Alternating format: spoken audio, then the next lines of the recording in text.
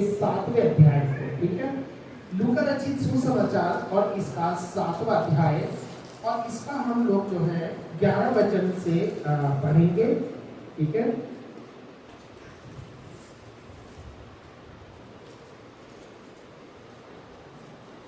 और 11 वचन से लेकर 17 वचन तक हम इसको पढ़ेंगे, ठीक है। तो यहाँ पर जो है एक घटना है, और ये उस समय की घटना है जब यीशु मसीह इस्राएल या उस जगह पर रहता था, और यहाँ पर यीशु मसीह एक आश्चर्य कर्म करता है। और आपको ये देखने को मिलेगा कि यीशु मसीह जब कोई आश्चर्य कर्म करता था तो उसके पीछे एक बहुत बड़ा मकसद होता था, उसके पीछे एक बहुत बड़ा मकसद होता था, क्योंकि यीशु मसीह वो करता था जो असंभव होता था। क्या करता था? जो असंभव होता था, और जिस कार्य के द्वारा परमेश्वर को महिमा मिलती थी वही काम यीशु मसीह करता था। हालेलुया। और इसलिए यीशु मसीह कभी भी कोई काम इसलिए नहीं करता था कि वो उसके नाम की महिमा हो, लेकिन यीशु मसीह ने ये कहा कि मैं ये काम इसलिए करता हूँ ताकि पिता की महिमा, यानी कि वो क्रेडिट जो है, वो जो श्रेय जो देता था वो परमेश्वर को ही देता था, ठीक है। तो यहाँ पर एक परिस्थिति है, और इस परिस्थिति में क्या है, बाइबल में हम देखते हैं कि यीशु मसीह ने क्या किया, कुछ मुर्दे जिलाए। कितने जिलाए? 3 मुर्दे यीशु मसीह ने जिलाए, और बाइबल में लिखा है कि उसने ऐसे से बहुत काम किए। अगर वो सारे लिखे जाते तो इतनी किताबें लिखी जाती कि वो वर्ल्ड में भी नहीं सकती। यीशु ने बहुत काम किए, पर यहाँ पर एक परिस्थिति है, और इस परिस्थिति को हम थोड़ा सा हम लोग पढ़ेंगे, और मैं चाहूंगा कि कोई भी इसका जोर की आवाज में 11 वचन से लेकर 17 वचन तक सबसे पहले पढ़ेंगे, ठीक है। और हम सब लोग इसको पहले ध्यान से सुनेंगे कि यहाँ पर क्या घटना घट रही है। जी। थोड़े दिन बाद हाँ। और नाइन नाम के एक नगर को गया। हाँ। उसके चेले और बड़ी भीड़ उसके साथ जा रही थी। हाँ। जब वह नगर के फाटक के पास पहुंचा, हाँ। तो देखो लोग एक मुर्दे को बाहर लिए जा रहे थे, हाँ। जो अपनी माँ का इकलौता पुत्र था। हाँ। और वह विधवा थी। हाँ। और नगर के बहुत से लोग उसके साथ थे। हाँ। उसे देखकर प्रभु को तरस आया। हाँ। और उससे कहा, मत रो। तब उसने पास आकर अर्थी को छुआ। हाँ। और उठाने वाले ठहर गए। हाँ। तब उसने कहा, हे जवान, हाँ। मैं तुझसे कहता हूँ, उठ। हाँ, उसने कहा कि हे जवान, इसका मतलब मरने वाला कौन था? जवान था, एक यंग व्यक्ति। उसने कहा हे जवान, मैं तुझसे कहता हूँ उठ। और तब वह मुर्दा उठ बैठा। और तब वो जो मुर्दा था उठ बैठा। हाँ। और बोलने लगा। और बोलने लगा। उसने उसे उसकी माँ को सौंप दिया। और उसने उसको उसकी माँ को सौंप दिया। हाँ, आगे। इससे सब पर भय छा गया। और इससे सब पर भय छा गया, और वे परमेश्वर की बड़ाई करके कहने लगे। और वे सारे के सारे परमेश्वर की बड़ाई करके कहने लगे हमारे बीच में एक बड़ा भविष्यवक्ता उठा है। कि हमारे बीच में एक बड़ा भविष्यवक्ता उठा है, और परमेश्वर ने अपने लोगों पर कृपा दृष्टि और की है। परमेश्वर ने अपने लोगों पर कृपा दृष्टि की है। हाँ। और उसके विषय में यह बात सारे यहूदिया और आसपास के सारे देश में फैल गई। और उसके विषय में ये बात सारे यहूदिया और आसपास के देश में फैल गई। हालेलुया। तो बाइबल में हम एक बात को पढ़ते हैं कि यीशु मसीह जब भी कोई चिन्ह करता था, चमत्कार करता था, तो उसके पीछे एक मकसद होता था। वो खामखा चमत्कार नहीं करता था। अगर परमेश्वर आपके भी जीवन में कोई चमत्कार करना चाहेगा तो इसके पीछे परमेश्वर की एक मनसा होगी। परमेश्वर लोगों को ये दिखाना चाहता होगा, वो ये कहना चाहता होगा कि जिसके जीवन में मैंने चमत्कार किया है वो कल क्या थे और आज वो क्या। हालेलुया। क्योंकि परमेश्वर हमारी परिस्थितियों को बदलने वाला परमेश्वर है, और मैं आपको बताऊं कि परमेश्वर की आशीष हमारी हालातों पर निर्भर नहीं करती। परमेश्वर की आशीष हमारी हालातों पर निर्भर नहीं करती, परमेश्वर की आशीष हमारे समर्पण पर निर्भर करती है कि हम प्रभु के लिए कितना समर्पित हैं। परमेश्वर हमारे हालातों को बदल सकता है, हमारी परिस्थितियों को बदल सकता है, और परमेश्वर ही है जो आपके और मेरे लिए सब कुछ कर सकता है। हालेलुया। तो यहाँ पर ये कहानी शुरू होती है कि वह नाइन नाम के एक नगर को गया, और नाइन का हिंदी में मतलब होता है ब्यूटी, यानी कि सुंदरता, है ना। यानी कि ये नगर जो है ये बहुत सुंदर नगर था, ये नगर बहुत सुंदर नगर था। और सबसे बड़ी बात यह है कि ये नगर जो है यरूशलेम के करीब था, ठीक है। यानी कि ये नगर जिस जगह पर बना था इससे यरूशलेम बिल्कुल सटा हुआ था, ठीक है। जैसे हमारे झड़ोदा से संत नगर सटा हुआ है और संत नगर से बुराड़ी सटा हुआ है, मतलब मिला हुआ है। बिल्कुल इसी तरह से इस जगह की भौगोलिक परिस्थिति थी। और इसका मतलब हिंदी में होता है नाइन का सुंदरता, ब्यूटी। यानी कि नगर जो था ये सुंदर था, सब कुछ बहुत बढ़िया चल रहा था। लोग सुबह उठ रहे थे, अपने काम पर जा रहे थे, अपने काम से आ रहे थे, लोग अपने अपने घरों में खुश थे। लेकिन अचानक से क्या हुआ, एक परिवार के अंदर एक दुख आ गया, एक परिवार के अंदर एक परेशानी आ गई और एक परिवार के अंदर एक तकलीफ आ गई। और ये तकलीफ ऐसी थी कि जो बहुत ही विचित्र प्रकार की तकलीफ थी। और ये तकलीफ क्या थी, बाइबल में लिखा है कि वे नाइन नाम के नगर को गया और उसके चेले और बड़ी भीड़ उसके साथ जा रही थी। बहुत सारे लोग उसके साथ जा रहे थे। और सारे लोग क्यों उसके साथ जा रहे थे, क्योंकि वो यीशु पर भरोसा करते थे, वो यीशु के साथ रहना चाहते थे, वो यीशु की बातों को सुनना चाहते थे। और यहाँ पर फिर आगे क्या हुआ, जब वो नगर के फाटक के पास पहुंचा, ठीक है, जब वो नगर के फाटक के पास पहुंचा, यानी कि उन्होंने सोचा आज हम एक सुंदर शहर की तरफ जा रहे हैं, आज हम एक अच्छी जगह जा रहे हैं। और इस अच्छी जगह में जाकर क्या है, अच्छी चीजें हमें देखने को मिलेगी, अच्छी मार्केट मिलेगी, अच्छे लोग मिलेंगे, अच्छा वहाँ का सीनरी होगा, सब कुछ वहाँ पर बहुत अच्छा होगा। लेकिन जैसे ही ये फाटक के पास पर पहुंचा तो बाइबल में क्या लिखा है कि देखो, हाँ, तो जब आप किसी घर में पहुंचते हैं तो सबसे पहले क्या करते हैं, देखते हैं, है ना, घर में कोई है, घर में कोई है या नहीं है, दरवाजा खुला है या बंद है, ठीक है। और मतलब कि वहां के आसपास क्या माहौल है, ये सब चीजें आप क्या करते हैं, देखते हैं। और कई बार ये सारी चीजें जब आप देखते हैं तो इससे आपके दिमाग में एक पिक्चर बनती है, एक तस्वीर बनती है।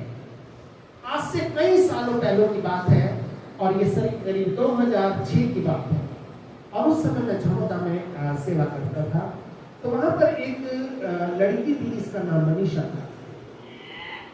और वो लड़की इतनी बीमार थी कि लोग उसको उठा करके जो है प्रभु के भवन में लाते थे और मैं उसके लिए प्रार्थना करता था। वो बहुत गरीब लोग थे, मैं चर्च से 2-4 लोगों को भेजता था ताकि उसको लेकर के आए और उसको फिर वो छोड़कर आए। तो उसके लिए प्रार्थना करा और जब वो प्रार्थना करके घर गई तो पहली बार जब वो खबर में आई थी तो मेरे मन में इच्छा हुई कि ऐसा करता हूँ, शाम का समय है और मैं उनके घर जाता हूँ और देखता हूँ कि क्या परिस्थिति है या क्या हालचाल है, क्योंकि उस बच्ची के वजह से कई लोग और भी वहां के आसपास के भवन में आए थे, ठीक है। और वो लड़की जो है एक तरह से उसको टीबी हो रखा था और सब कुछ अंदर से उसका क्या हो गया था, चल गया था। इतना पतला दुबला, इतने उसके क्या हो गए थे, हाथ हो गए थे। और उसकी मुझे लगता था कि शायद मेहनत तो कर रहे हैं, प्रार्थना तो कर रहे हैं, पता नहीं ये बचेगी भी या नहीं, लेकिन परमेश्वर ने मेरे दिल में एक विश्वास को दिया था कि ये उसके पास आई है जो मुर्दों को भी जिंदा करता है, या उसके पास आई है जो मुर्दों को भी जिंदा करता है, मुर्दों में भी वो जान डालता है। क्योंकि बीमारी हो गई थी, पति भी छोड़ करके चला गया था, माँ बाप के घर थी, पति ने भी त्याग दिया था। क्यों? क्योंकि जब मुसीबत आती है, दुख आता है, दर्द आता है, पीड़ा आती है, तो सबसे पहले आपको वही लोग छोड़ करके भागेंगे जिनके ऊपर आपको पूरा भरोसा होगा। क्योंकि बाइबल में सुबह हमने प्रभु के वचन में पढ़ा, इसको दुख देने वाले दाऊद को कौन लोग थे, वो लोग थे जो उसके साथ रहते थे। आज कई बार हम अपने जीवन में देखते हैं जब मुसीबत आती है, दुख आती है, जब हम किसी दरवाजे पर जाते हैं तो उस घर को देखकर एक पिक्चर हमारे दिमाग में बनती है कि अंदर का माहौल कैसा है। और जब मैं इसको देखने के लिए गया, इसके परिवार में गया, तो इसकी लोग ज्यादा परवाह नहीं करते, पर इसकी जो माँ थी वो इससे बहुत प्यार करती। इसका पापा की क्या शायद दूसरी शादी थी, मुझे नहीं मालूम क्या था, पर मैं आपको ये बताना चाहता हूँ, इसकी माँ का इससे बहुत लगाव था। इसकी माँ हाथ जोड़ के थी, कोई नहीं, हम गरीब हैं। पापा इसका कुछ मजदूर, ये मिस्त्री का काम करने वाला एक व्यक्ति थे और बहुत ही गरीबी परेशानी में। और अब चूंकि आपको मालूम है, जब एक बेटी की आप शादी कर देते हो, जब बेटी को सब कुछ करके विदा कर देते, उसके बाद बेटी आके आपके घर में बैठ जाए, तो आपका जो लगाव या आपका जो नजरिया होता है उसके तरफ से थोड़ा बदल जाता है। कई बार ऐसी लड़कियों को लोग मनहूस नजरों से देखने लगते हैं। कई बार लोग पड़ोसी उसको अशुभ मानने लगते हैं। कई बार लोग उसको ताने देने लगते हैं, शायद अपना घर नहीं बसा पाई, क्या है घर में आ गई। बहुत सारी ऐसी बातें होती है, बहुत सारी मानसिक पीड़ाओं से उनको गुजरना पड़ता है। और वो जो लड़की थी पहली बार चर्च में आई और मेरे दिल में एक विश्वास था कि परमेश्वर ने जरूर इसको छोड़ा होगा। और जब मैं उसके घर गया और घर जाकर क्या, उसका घर जैसे नुक्कड़ की तरफ से थोड़ा सा वो है, और मैंने वहां पर झांका, क्योंकि मैं भी उस समय दिल्ली में नया गया था, मुझे दिल्ली के बारे में ज्यादा मालूम नहीं था। तो वहां पर मैंने उसके घर की भीड़, बाहर क्या देखा, एक भीड़ देखी और उस भीड़ को देखकर मैं डर गया और मैंने सोचा कि शायद इसका काम हो गया और ये, तो मेरी हिम्मत नहीं हुई उसके घर पे जाने की और मैं पीछे निकल गया, मेरे कदम पीछे आ गए। लेकिन मेरे दिल के अंदर जो था वो ये कह रहा था कि नहीं, तुझे उसके घर जाना है। जब मैं लौटने लगा तो एक लड़के से मैंने पूछा, भाई क्या बात होगी, इतनी भीड़ लगी है? वो कहने लगा कि कुछ नहीं, वो पानी का टैंकर आया हुआ है इसलिए सारे लोग। अच्छा, मुझे नहीं पता था पानी का टैंकर जब यहाँ आता है तो बहुत ज्यादा भीड़ लगती है। उन दिनों पानी का टैंकर आया करता था। तो ऐसी परिस्थिति थी, तो मैंने सुना जब टैंकर आया हुआ है तो मेरे दिल में थोड़ा सा हिम्मत आई और मैं फिर से उस घर की तरफ बढ़ा। और आपको बताऊं, मैंने दरवाजा खटखटाया और आप यकीन नहीं करोगे, वही लड़की जिसको लोग उठा करके लाए थे वो खुद दरवाजा खोलने के लिए आई। हालेलुया, वो खुद दरवाजा खोलने के लिए आई और मैं अंदर गया। 2 मिनट के लिए फिर इसकी प्रार्थना करी और फिर मैं वापस आ गया। तो कई बार जब हम किसी घर में जाते हैं, इस एक्सपेक्टेशन के साथ जाते हैं, इस उम्मीद के साथ जाते हैं कि उस घर में क्या है, कैसा माहौल होगा, या नहीं कह सकते, लेकिन हमारे दिमाग में उस घर के बाहर को देखकर, उसके फाटकों को देखकर एक पिक्चर बन जाती है। अब मैं अगर सोचता कि शायद ये लोग भीड़ लगाए हुए हैं, क्योंकि उम्मीद तो यही थी कि शायद हम वो दुनिया में हैं, लेकिन हमारा परमेश्वर हालेलुया। और उसके बाद परमेश्वर ने उसको चंगाई दी। करीब 3 महीने के बाद वो बिल्कुल फिट हो गई और उसको कोई पहचान भी नहीं रहा था, क्योंकि अब उसका शरीर भी हट्टा कट्टा हो गया, उसकी जितनी बीमारी थी वो भी खत्म हो गई। और उसके बाद उसका हस्बैंड भी लौट आया और 1 साल के अंदर उसको एक बेबी भी हुआ, ठीक है। और उसके बाद उसको और भी बच्चे हुए जिसकी कोई उम्मीद ही नहीं थी, लेकिन परमेश्वर ने उसको समझाया।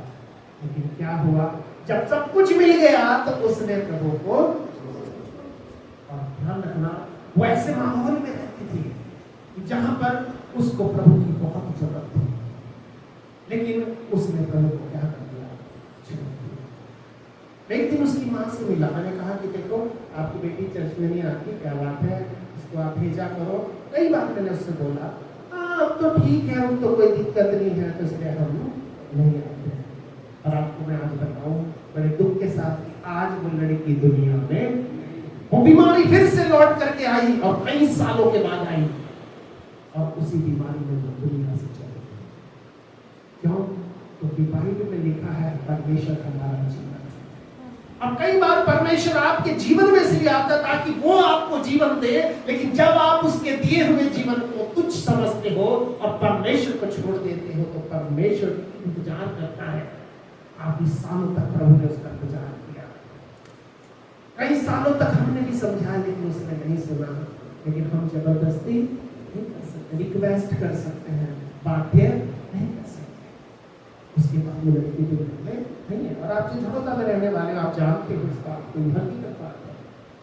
तो मेरे कहने का मतलब ये है कि ये भी यीशु मसीह इस फाटक के पास चला गया और इस फाटक के पास जाकर के इसने ये देखा, ये सुंदर शहर में आया है, सब कुछ बढ़िया बढ़िया हो रहा होगा, लेकिन अंदर से एक मौत की खबर थी। अंदर क्या था? और मौत की खबर क्या थी कि फाटक के पास जैसे पहुंचा तो क्या लिखा है, तो देखो, क्या देखा, थोड़ा पढ़ेंगे, क्या देखा, लोग एक मुर्दे को बाहर ले जा रहे थे। और आपको मालूम है इस्राइल एक ऐसा देश है, या ये समय में ऐसा माहौल वहां का था, समाज वहां का ऐसा था, अगर किसी गली, किसी मोहल्ले, किसी नगर में पहली बात तो इतनी जनसंख्या नहीं होती थी, लोग गिने चुने होते थे। आज से अगर आप 40 साल पहले जो बुजुर्ग लोग हैं यहाँ पर, उनसे अगर आप पूछेंगे तो 40 साल पहले जनसंख्या कम थी। अगर गांव में, खेत में, खलियान में, रास्ते में कोई किसी को पैदल चलता हुआ मिल जाता था तो आदमी खुश हो जाता था आदमी को देखकर। क्यों? क्योंकि बातचीत करते हुए क्या करेगा, रास्ता करता है। बात हकीकत है। आज इंसान को अगर सुनसान में इंसान मिल जाए तो इंसान को इंसान देकर घबरा जाएगा कि कहीं वो ही तो नहीं जिसने उसका गला काट दिया था, कहीं वो ही तो नहीं जिसने उसकी जेब काट दिया था।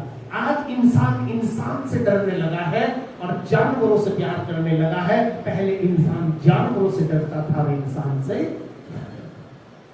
यहाँ प्रभु का जो वचन है इस बात को बताता है कि जब ये मुर्दे को बाहर लाए तो वचन में क्या लिखा है, वो अपनी माँ का इकलौता बेटा था और उसकी माँ क्या थी, विधवा।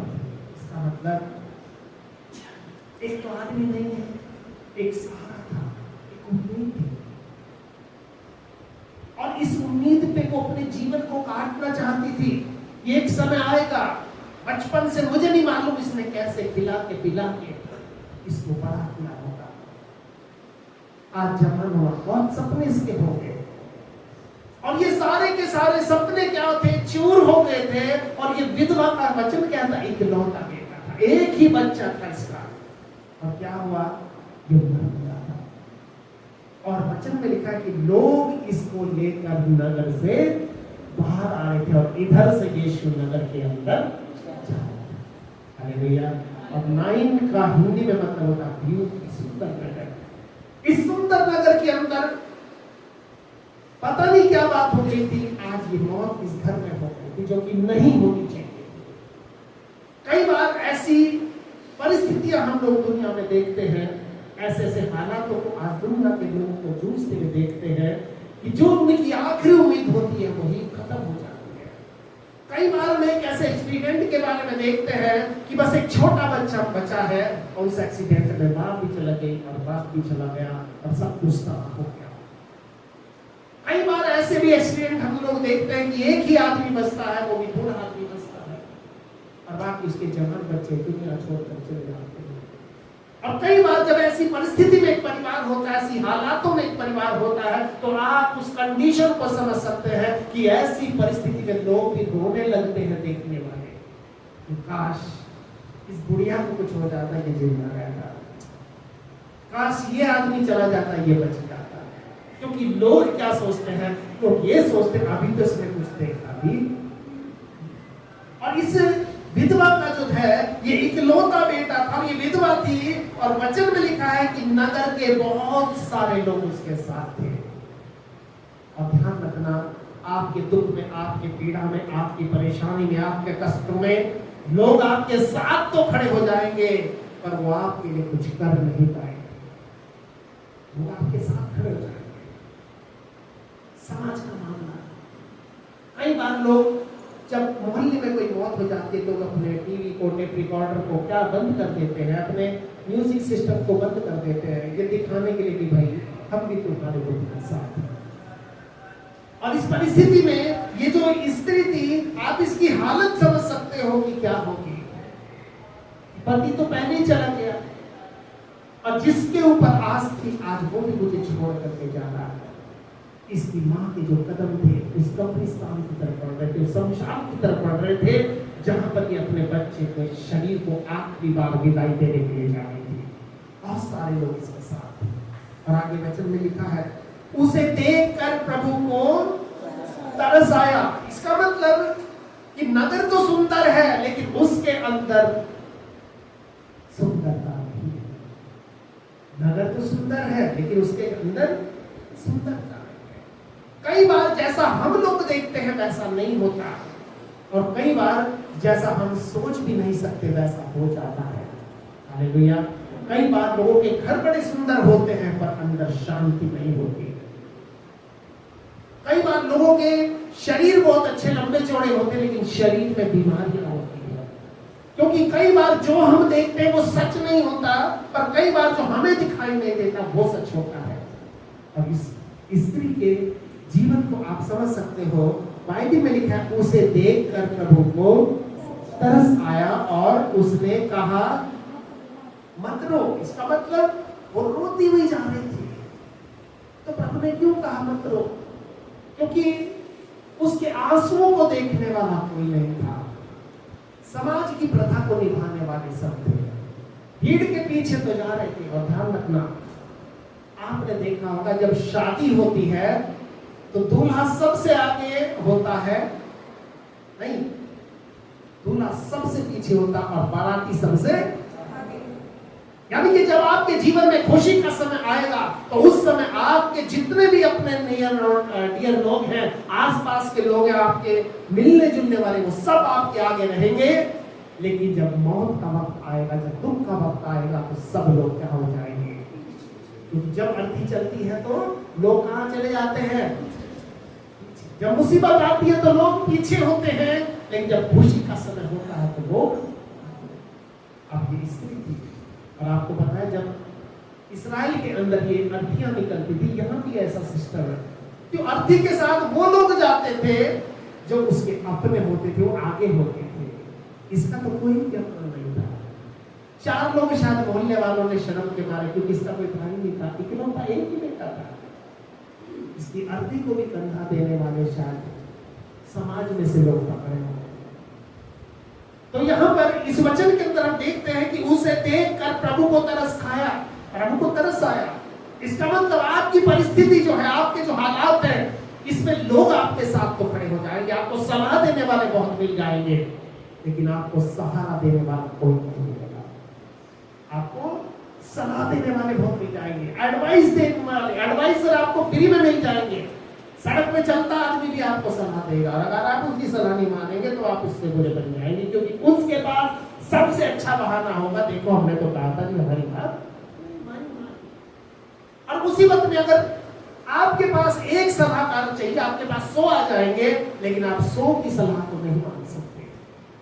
अगर आपकी तबीयत खराब होगी, आपके पास 100 लोग आएंगे, हाँ जी कैसे हो, कौन से हॉस्पिटल में जाना, वहां चले जाओ, हम भी वहां गए थे, या वहां चले जाओ। सब लोग अपने अपना हॉस्पिटल बताएंगे, सब लोग अपना अपना डॉक्टर आपको बताएंगे, लेकिन कोई व्यक्ति आपको सहारा नहीं देगा कि चलो आओ मेरे साथ, चलो मैं तुम्हें लेकर के हॉस्पिटल जाता हूं, मैं तुम्हारी साथ हूं, मैं तुम्हारी सहायता करूं, मैं तुम्हारे लिए दवाई का इंतजाम करूं, मैं तुम्हारे लिए परेशानी में खड़ा होगा। ऐसा व्यक्ति आपको कोई भी। तो यहाँ प्रभु का वचन हमें बताता है कि उस यीशु ने से जब उसे देखा तो क्या हो गया? तरस खाया और उसने कहा मत रो, क्योंकि तेरे आंसुओं को देखने वाला यहाँ पर कोई भी नहीं है।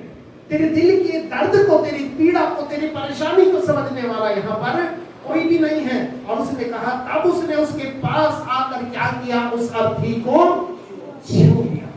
हालेलुया। अर्थी को छूने का मतलब क्या था?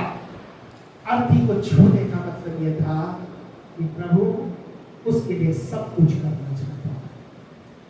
ठीक है? और यहूदी का किसी अर्थी को छूना, अर्थी को सिर्फ वो ही छूता था, या तो वो पड़ोसी हो या बहुत ही क्लोज व्यक्ति हो। ठीक है? आपको मालूम है, अगर कोई मुर्दा होता है, उसे कंधा देते हैं तो 2 ही लोग देते हैं, या तो पड़ोसी है या फिर उसका परिवार का बहुत ही अपना व्यक्ति है। तो यहाँ पर यीशु मसीह ने जब उससे कहा, यानी उसको क्या तरस आया। तरस आने का मतलब, तरस इस बात की मांग करता है कि अपना मुझे सब कुछ दे करके भी तेरी जान को बचाना। हालेलुया। और तरस कौन खा सकता है? एक पिता या एक अपना जो बहुत क्लोज हो, अपना खास हो, वही आपके ऊपर तरस खा सकता है। और यहाँ पर यीशु ने उसको छुआ और क्या लिखा है? और उठाने वाले ठहर गए। जो अर्थी उठाए गए थे वो क्या हो गए? क्योंकि लोगों ने देखा कि अब कुछ अच्छा होने जा रहा है, क्योंकि प्रभु ने आज इसको छुआ। हालेलुया। आगे लिखा है, और उनसे कहा, और उसने कहा, क्या कहा? हे जवान, मैं तुझसे कहता हूं। जवान का मतलब जवान व्यक्ति था, जवान लड़का। मुझे नहीं मालूम ये क्या कारण था जो उसकी डेथ हो गई थी, पर मैं आपको ये बताऊं कि मौत और बीमारी और दुख और संकट और पीड़ा कभी भी बोल करके नहीं आते कि मैं आ रहा हूं। ये अचानक से आते हैं, जिसको विपत्ति हम कह सकते हैं। और वो कहने लगा कि मैं तुझसे कहता हूं उठ, और 15 वचन में क्या लिखा है? तब वो मुर्दा उठ बैठा और बोलने लगा। हालेलुया। क्योंकि यीशु ने उसको छुआ। और आपको मैं बताऊं, ये यीशु इस समय दुनिया में नहीं है, यीशु इस समय दुनिया में नहीं है, लेकिन यीशु के चेले, यीशु के बच्चे आज आपके मेरे रूप में आज दुनिया में है। और बाइबल में लिखा है कि मैं उनमें रहूंगा, उनमें चला फिरा करूंगा, और वो मेरे लोग होंगे और मैं उनका। तो आज जितने काम यीशु ने किया, वो काम आज आपको मुझको करना है, विश्वास के साथ करना है। अर्थी को छूना है, बीमारों को छूना है, मुर्दों को छूना है, विश्वास के साथ। क्योंकि प्रभु ये कहना कि प्रभु मुझे क्रेडिट नहीं चाहिए, मुझे इसका वो नहीं चाहिए। आज बहुत लोग क्या करते हैं, बड़े बड़े चर्च बने हुए हैं, पास्टर लोगों को बुलाते हैं कि लो माइक लो, गवाही दो सबके सामने कि तुम्हारे जीवन में क्या काम हुआ। वो ये नहीं चाहते कि वो प्रभु का, वो चाहते कि पास्टर जी ने मेरे लिए दुआ करी और मेरे लिए वैसा हो गया। लेकिन यहाँ पर महिमा किसको देनी है? परमेश्वर। क्योंकि जो पास्टर का परमेश्वर है वही तुम्हारा भी, उसके लिए कोई पक्षपात नहीं है। परमेश्वर आपके लिए सब कुछ कर सकता है और आपके द्वारा ही वो सब कुछ कर सकता है। इस वचन में लिखा है, उसने कहा, हे जवान, मैं तुझसे कहता उठ। और जब वो मुर्दा उठ बैठा और बोलने लगा, और उसने उसे उसकी मां को सौंप दिया। हालेलुया। एक मां जो निराशा में थी, एक मां जो नाउम्मीदी में थी, एक मां जो एक सपने जिसके टूटे हुए थे, अचानक से जब यीशु आया, उसके सपने फिर से जुड़ गए। हालेलुया। जब तक यीशु वहां नहीं था, सपने टूटे हुए थे, उम्मीदें खत्म हो गई थी, विश्वास खत्म हो गया था, दुनिया की तरफ से कोई सहारा नहीं था। हाँ, 4 कदम तो लोग चल रहे थे। आप कभी शमशान में जाओगे, कब्रिस्तान में जाओ, वहां पे लिखा रहता है कि यहां तक तो हम तेरे साथ आगे तेरे कर्म जाने, कि भाई तू स्वर्ग में जाएगा या ये हमें नहीं पता। हाँ, दुनिया की तरफ से तेरे शरीर को हमने यहाँ तक लाना था और हमने ला दिया। तो इसीलिए यहाँ प्रभु के वचन में लिखा है कि उसकी माँ को क्या कर दिया? सौंप दिया। और ये माँ कौन है? ये हर वो मजबूर औरत है, ये हर वो मजबूर इंसान है जिसके सपने भी टूट गए हो, जिसके साथ कोई भी आज खड़ा नहीं है, जिसके साथ एक तरह से ना उम्मीदी है। लेकिन ध्यान रखना, यीशु अगर आपके दरवाजे पर आएगा, यीशु अगर आपके पास आ जाएगा, यीशु अगर आपके जीवन में आ जाएगा, तो आपके हालातों को बदल देगा, वो आपकी परिस्थिति को बदल देगा, वो आपके जीवन को बदल देगा। और जैसा इस वचन में लिखा है कि इससे सब पर भय छा गया और वे परमेश्वर की बड़ाई कर कहने लगे, हमारे बीच में एक बड़ा भविष्यवक्ता उठा है और परमेश्वर ने अपने लोगों के ऊपर कृपा दृष्टि है। और परमेश्वर हमेशा अपने लोगों के ऊपर कृपा दृष्टि करता है, और उस भविष्यवक्ता के रूप में, उस सेवक के रूप में आज परमेश्वर हम सबको उठा करके खड़ा करता है। और परमेश्वर ये चाहता है हर परिस्थिति में हम परमेश्वर के साथ खड़े रहें, ताकि परमेश्वर भी हर परिस्थिति में हमारे साथ खड़ा है। और ये चमत्कार बाइबल में लिखा है कि ऐसा क्यों हुआ। बाइबल में लिखा है 17 वचन में, और उसके विषय में ये बात सारे यहूदिया और आसपास के सारे देश में फैल गई। क्यों फैल गई? क्योंकि वो चाहता था कि परमेश्वर का राज्य लोगों तक पहुंच जाए, लोगों को पता चल जाए कि दुनिया में जो कोई नहीं कर सकता वो यीशु मसीह कर सकता है। हालेलुया। दुनिया में आपकी परिस्थिति को जो कोई नहीं बदल सकता, वो यीशु मसीह बदल सकता है, क्योंकि उसके लिए कुछ भी असंभव, वो आपके लिए सब कुछ कर सकता है। आपके हालात निर्भर नहीं करते कि आपकी जीवन में क्या होना है, आपकी संगति परमेश्वर के साथ इस बात को तय करेगी कि आपको प्रभु कितनी आशीष देने जा रहा है। हालेलुया। और इसीलिए हम सबसे बोलते हैं आपको प्रभु की संगति में गंभीरता के साथ बैठना है, क्योंकि यीशु अगर आपके जीवन में है तो आपके हालात बदल सकते हैं, आपकी परिस्थिति बदल सकती है, आपका जीवन बदल सकता है। हर एक चीज जो आपके जीवन में जो आशीषों को रोकती है वो दूर हो सकती है, क्योंकि प्रभु आपके साथ रहना चाहता है।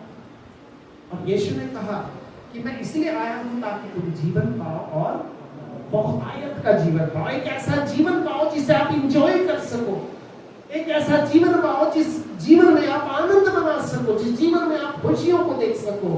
प्रभु आपको ऐसा जीवन नहीं देना चाहता आप गधे की तरह मेहनत करते रहे, लोगों की गालियां सुनते रहे, परेशान रहे, लेकिन प्रभु आपको ऐसा जीवन देना चाहता है जिससे आपके बारे में लोगों को दूर तक पता चल जाए वो व्यक्ति आशीषित है। तो यहाँ इस प्रभु के वचन के अंदर हम इस बात को पढ़ते हैं कि जो कोई नहीं कर सकता वो हमारा यीशु कर सकता है। हालेलुया। जो कोई नहीं कर सकता वो यीशु आपके लिए कर सकता है। हम सब बोलेंगे कि जो कोई मेरे लिए नहीं कर सकता वो यीशु मसीह मेरे लिए कर सकता है, क्योंकि उसके लिए कुछ भी असंभव नहीं। हालेलुया। आइए हम लोग अपनी आंखों को बंद करेंगे और इस समय हम लोग प्रार्थना करेंगे। हालेलुया। धन्यवाद यीशु, धन्यवाद यीशु, तो सच में सामर्थ्य का यीशु। आइए हम अपने आप को थोड़े समय के लिए आज प्रभु के हाथों में समर्पित करें। अगर इस वचन ने आज आपसे मेरे से बात किया है, इस वचन के लिए हम प्रभु को धन्यवाद करें, क्योंकि प्रभु तेरे वचन के अंदर आज हमने देख लिया कि बाहर से कई बार जो दिखता है वो वास्तव में अंदर वैसा नहीं होता। इस नगर का नाम सुंदर था, नाई नगर था, लेकिन अंदर इसके मातम था, अंदर इसके दुख था, अंदर पीड़ाएं थी। आज हमारे हालात बाहर से कुछ और दिखाई दे सकते हैं, लेकिन अंदर से प्रभु तू ही जानता है हमारे हालात कैसे हैं। लेकिन प्रभु तेरे वचन को आज अगर मैंने देखा है, आज अगर तेरा वचन ने मेरे से बात किया है, आज अगर तेरे वचन के द्वारा ये बात मेरे हृदय में आई है, तो मैं सच में आज तुझसे वादा करता हूँ या करती हूँ कि मैं तेरी संगति में हमेशा बना रहूंगा। मैं तेरी संगति में समय से पहले बना रहूंगा, ताकि मेरी हर परिस्थिति में तू समय से पहले आकर मेरे दरवाजे पे खड़ा हो जाएगा। क्योंकि जब मौत, परेशानी, दुख और परेशानियों का बादल मेरे घर से गुजरेगा, तो प्रभु तू वहां पर आकर उसे छू लेगा। हालेलुया। तू मेरे जीवन को छुएगा, मेरे बिजनेस को छुएगा, मेरी नौकरी को छुएगा और मेरे शरीर को तू छुएगा, ताकि मुझे आशीष मिले और मेरे द्वारा प्रभु तेरा सुसमाचार दूसरों तक पहुंच सके और मैं दिल से कह सकूं कि मेरा परमेश्वर भला है और उसकी करुणा सदा की है। पिता, हम सब बातों के लिए तेरा धन्यवाद देते हैं। पवित्र पिता, हम ये प्रार्थना करते हैं जब ये भाई बहन लोग वापस अपने घरों को जाते हैं, इन उपस्थिति चलकर इनके साथ इनके घरों में जाए, और जब इनके कदम इनके घरों में पड़ते हैं पिता, वहां पर तेरी बरकतें, तेरी आशीष और तेरी उपस्थिति हमेशा बहने लगे। पिता परमेश्वर, मैं प्रार्थना करता हूँ तेरे दास होने के नाते इस समय हर एक शरीर, आत्मा, प्राण और जीवन जो यहाँ पर तेरी पवित्र संगति में मौजूद है पिता, इनके जीवनों में तेरी आशीषें काम करें।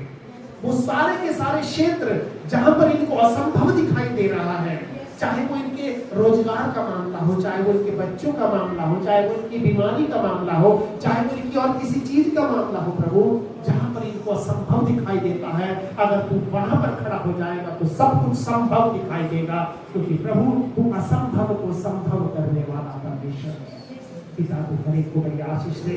जब ये वापस अपने घरों को जाते हैं प्रभु, हम चाहते हैं तेरी उपस्थिति चलकर इनके साथ इनके घरों में जाए, और जब इनके कदम इनके घरों में पड़ते हैं प्रभु, वहां पर तेरी आशीष, तेरी बरकतें हमेशा बहने लगे। तो हम सारा आदर और महिमा तुझे देते हैं और धन्यवाद करते हैं प्रभु, क्योंकि आपने हमारी प्रार्थना को सुना है। और धन्यवाद के साथ ये प्रार्थना आज हम अपने उद्धारकर्ता मुक्तिदाता प्रभु यीशु के पवित्र नाम से मांगते हैं, इसे सुने और ग्रहण करें, और हम सब जो लोग प्रभु के यहाँ मिल करके कहेंगे आमीन।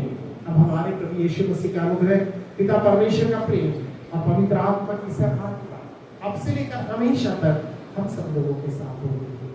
आमीन। सबको जय मसीह।